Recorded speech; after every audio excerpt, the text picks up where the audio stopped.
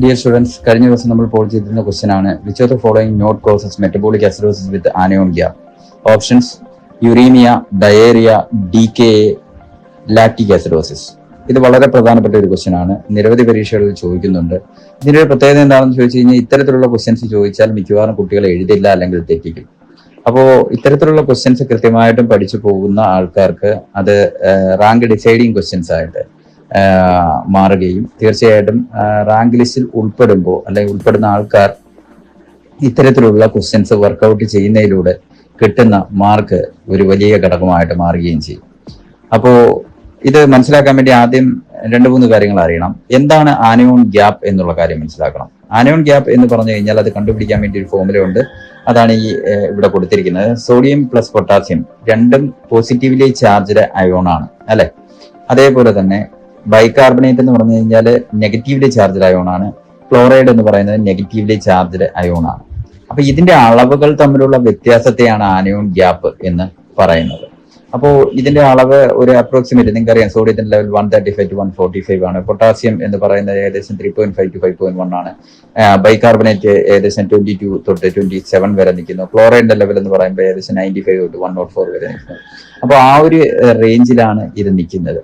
അപ്പൊ ഇത് നോർമൽ ആയിട്ടുള്ള ലെവലുകൾ എടുത്ത് ആഡ് ചെയ്ത് മൈനസ് ചെയ്ത് നോക്കുമ്പോൾ നോർമൽ ആനയോൺ ഗ്യാപ്പ് കിട്ടും. അതിന്റെ അളവ് എന്ന് പറഞ്ഞു കഴിഞ്ഞാൽ 8-നും 12-നും ഇടയിലായിരിക്കണം. പക്ഷെ എപ്പോഴെങ്കിലും ഇത് 12-ന് മുകളിലേക്ക് പോയി കഴിഞ്ഞാൽ ആനയോൺ ഗ്യാപ്പ് കൂടുന്ന ഒരു സാഹചര്യം വരും. അപ്പൊ അവിടെ വരുന്ന പ്രശ്നം എന്ന് വെച്ച് കഴിഞ്ഞാൽ നിങ്ങൾ ഇവിടെ നോക്കിയാൽ മതി, ഏത് സാഹചര്യത്തിൽ കൂടാം. പ്രധാനമായിട്ടും ബൈകാർബണേറ്റിന്റെ അളവ് താഴോട്ട് പോകുന്നു. ഈ ബൈകാർബണേറ്റിന്റെ അളവ് താഴോട്ട് പോകുന്നു എന്ന് പറയുന്ന സാഹചര്യം നമ്മൾ കണ്ടുവരുന്ന മെറ്റബോളിക് അസിഡോസിസ് ആയതുകൊണ്ട് തന്നെ മെറ്റബോളിക് അസിഡോസിസ് സംഭവിക്കുമ്പോൾ ബൈകാർബണേറ്റിന്റെ ലെവൽ ക്രമാതീതമായി താന്നു പോയി കഴിഞ്ഞാൽ അത് ആനയോൺ ഗ്യാപ്പ് കൂടി ക്രിയേറ്റ് ചെയ്യുന്നതിന് കാരണമാകാം. അങ്ങനെ ആനയോൺ ഗ്യാപ്പ് ക്രിയേറ്റ് ചെയ്യപ്പെടുമ്പോൾ വരുന്ന പ്രശ്നം എന്താണെന്ന് ചോദിച്ചു കഴിഞ്ഞാൽ ടോട്ടലി ഈക്വിലിബ്രിയത്തിനകത്ത് പ്രശ്നങ്ങൾ വരും. CSF-ലുള്ള അയോൺസിന്റെ ലെവൽ വ്യത്യാസം വരും, ICPക്ക് വേരിയേഷൻ വരും, കൺഫ്യൂഷൻ വരും, പേഷ്യന്റ് കോമ സ്റ്റേജിലേക്ക് പോകും. അങ്ങനെ പല പല പ്രശ്നങ്ങൾ അതിന്റെ കോംപ്ലിക്കേഷൻസിലേക്ക് പോകുന്നതിന്റെ സാഹചര്യങ്ങളിലേക്കാണ് വിരൽ ചൂണ്ടുന്നത്.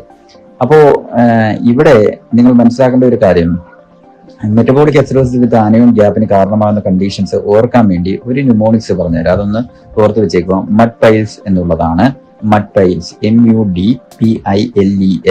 M means methanol, U means uremia, D means DKA diabetic ketoacidosis, P means paraldehyde. കേട്ടിട്ടുണ്ടോ? അതൊരു CNS സപ്രസന്റ് ആണ്. ഈ പറഞ്ഞ സീഷർ പോലുള്ള സാഹചര്യങ്ങളിൽ കൊടുക്കുന്ന ഒരു സംഭവമാണ്. പാരാൾഡിഹൈഡ് കണ്ടന്റ് ഉള്ള മെഡിക്കേഷനുമാണ്. ദെൻ അയൺ ടോക്സിസിറ്റി, അതേപോലെ ലാക്റ്റിക് അസിഡോസിസ് വരുന്ന ഏത് സാഹചര്യവും, അതേപോലെ എത്തിലീൻ ഗ്ലൈക്കോൾ. എത്തിലീൻ ഗ്ലൈക്കോൾ എന്ന് വെച്ച് കഴിഞ്ഞാൽ സാധാരണ പോയിസണിങ്ങിൽ വരുന്നതാണ്. നമ്മൾ ആന്റി ഫ്രീസ് ആയിട്ട് ഉപയോഗിക്കുന്ന, റേഡിയേറ്ററിലൊക്കെ ഒഴിക്കുന്ന ആ സംഭവം ഉണ്ടല്ലോ, കൂളന്റ്, ആ ഒരു റേഞ്ചിൽ നമ്മൾ ഉപയോഗിക്കുന്ന സാധനങ്ങളാണ് ആന്റി ഫ്രീസ് എന്ന് പറയുന്നത്. അതിന്റെയൊക്കെ ടോക്സിസിറ്റി വരുമ്പോൾ വരാം. Then salicylate poisoning, salicylic acid poisoning എന്നും പറയാം. അപ്പൊ ഇത്തരത്തിലുള്ള കാര്യങ്ങൾ ഒന്ന് മനസ്സിൽ വെച്ചിരിക്കുക.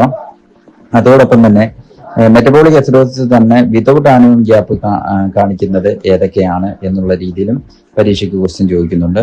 അത് ഹാർഡപ്പ് എന്ന് പറയുന്ന ഒരു ന്യൂമോണിക്സ് വെച്ച് പിന്നീട് ഞാൻ പറഞ്ഞു തരാം.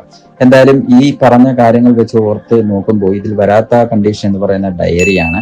ഡയറി വരുന്ന സമയത്ത് അവിടെ ബൈകാർബണേറ്റിന്റെ ലെവൽ താഴോട്ട് പോകുന്നുണ്ടെങ്കിലും GIT തന്നെ ഇത് തിരിച്ചറിയുകയും GITൽ ക്ലോറൈഡിന്റെ സ്റ്റോറേജ് ഉണ്ട്, കാരണം HCl-ന്റെ പ്രൊഡക്ഷന് വേണ്ടി.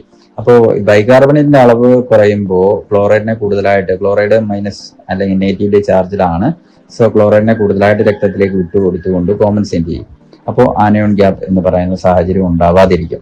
പിടിയിട്ടില്ലേ? അപ്പോൾ ഇവിടെ റൈറ്റ് ആൻസർ ആയിട്ട് വരുന്നത് ഡയറിയാണ്. ഇതോടൊപ്പം തന്നെ വിതൗട്ട് ആനയോൺ ഗ്യാപ്പ് വരുന്ന മെറ്റബോളിക് അസിഡോസിസ് കണ്ടീഷൻ കൂടി ഒന്ന് പഠിച്ചു വെക്കേണ്ടതാണ്. അത് പിന്നീട് ഞാൻ ചർച്ച ചെയ്യാം. ഓക്കെ.